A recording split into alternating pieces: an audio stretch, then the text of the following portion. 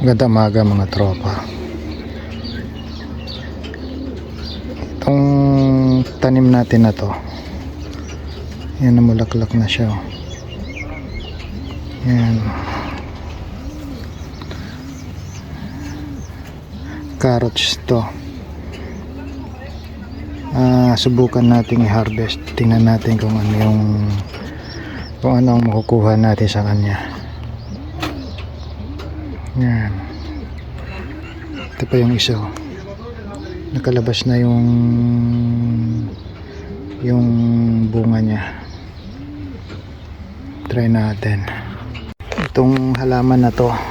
Ito yung unang tinanim natin nung lumipat tayo dito. Yan, tingnan natin kung malalaki ba, ano bang tsura ng niya, carrots niya, bunga niya. Yan, hindi siya malalaki, maliliit pero ang dae.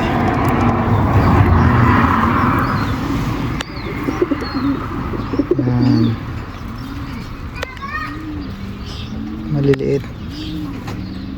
maliliit na uri ng carrots. Pwede na. Yan o. Yan. May pang sopas na tayo. Yan. Tsaka to. Yan. At yan, medyo maliliit sila.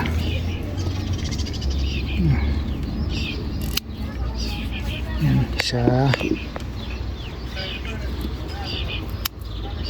dalawa,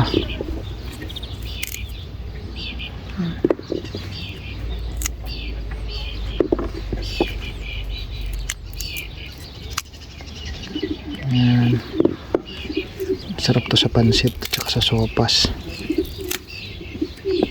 Yan, all natural, walang halong chemical mga tropa. Yan, madali itong itanim kasi kaya niya mag-survive mo pa summer, winter, kaya niya. Kaya mula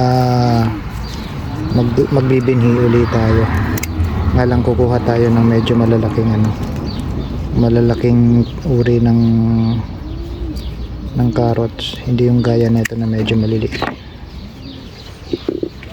Yan. At tingin ko malaking factor yung pagkatanim sa kanya, dapat malalim kasi ito ko lang to parang ipinatong ko lang siya dyan Yan, ang makikita mo mataba yung ibig sabihin dito sa lugar na to pwede tayo magtanim ulit. Bye mga tropa. Ayan na nga mga tropa, ayan tanim ni ate din na strawberry. Inuunahan kami ng ibon. Tinan mo yung malaki, ninat-ngat ng ibon. Go ate di. Is it big one te?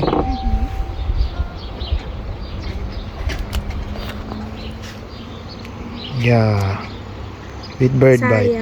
Sayang. Sige te, pwede na yan. Doon na lang natin sa loob pahinugin. Yan te, pwede na yan. Sige te, wag mong bunutin, dalawang kamay.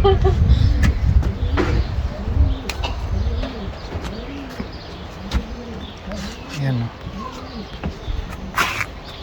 yan, bunutin mo na yan, tanggalin mo na yan te, dalawang kamay.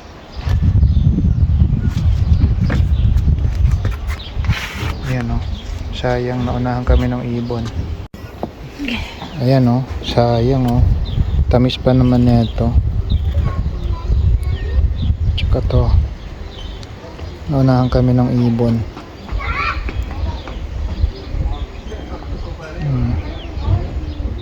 Ganyan lang siya kaliit. Yan. Yan, bulaklak niya. Mabilis yan. Siguro mga 1 linggo yan, malaki na. Mabilis yan lumaki. Hindi yan tumatagal. Merong hindi napita si Ate D. Ito. Medyo maliit siya. Pero hinog na. Pitasin natin. Yan.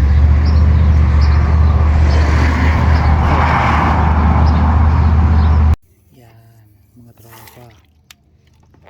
May pasopas na tayo. Ayan yung na-harvest natin. Medyo maliliit sila. Nakakatuwa lang. First time na.